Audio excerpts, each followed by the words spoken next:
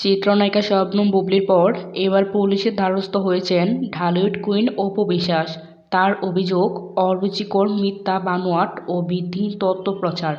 ৯ মে রাজধানীর ভাটার থানায় একটি সাধারণ ডায়েরি করেছেন অভিনেত্রী অপু বিশ্বাস। বিষয়টি নিশ্চিত করেছেন ডিএমপির গুলশান বাট্টাজোনের সহকারী কমিশনার রাজন কুমার সাহা। তিনি গণমাধ্যমকে জানান, তদন্ত করে অভিযুক্তদের বিরুদ্ধে ব্যবস্থা নেওয়া হবে। তিনি আরও জানিয়েছেন, ঢালিউড কুইন অপু বিশ্বাস বলেছেন, কিছুদিন ধরে কিছু ব্যক্তি ও ব্লগার তাদের নিজস্ব ফেসবুক ও ইউটিউব চ্যানেলে অভিনেত্রীর নামে বিভিন্ন অরুচিকর, মিথ্যা ও বানোয়াট তথ্য প্রচার করে আসছেন।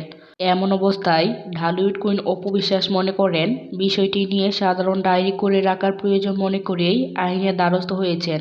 পুলিশ সূত্রে জানা গেছে, ঢালিউড কুইন অপু বিশ্বাস প্রায় 34টি ফেসবুক পেজ ও ইউটিউব চ্যানেলের নাম উল্লেখ করে সাধারণ ডায়েরি করেছেন।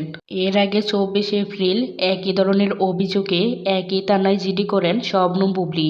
তার 15 দিন পর অর্থাৎ 8 মে প্রকাশ্যে আসে সেই খবর। জিডিতে একটি বেসরকারি টেলিভিশনের ফেসবুক পেজ সহ অন্তত 30টি ফেসবুক অ্যাকাউন্ট, পেজ ও ইউটিউব চ্যানেলের নাম উল্লেখ করেছেন শবনম বুবলি।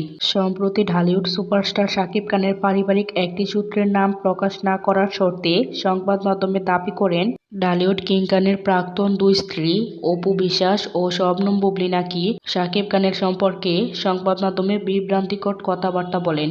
এতে বিরক্ত শাকিব ও তার পরিবার। এই তথ্যটি প্রকাশ পাওয়ার পর থেকেই সোশ্যাল মিডিয়াতে বেশ কয়েকদিন ধরেই ব্যাপক চর্চা হচ্ছে এবং কটাক্ষ করা হচ্ছে অপু বিশ্বাস ও শবনম বুবলিকে। ধারণা করা হচ্ছে, এই কারণেই হয়তো আইনি পদক্ষেপ নিয়েছেন এই দুই অভিনেত্রী। দর্শক, আজকের ভিডিও এই পর্যন্তই। এতক্ষণ সঙ্গে থাকার জন্য ধন্যবাদ সবাইকে।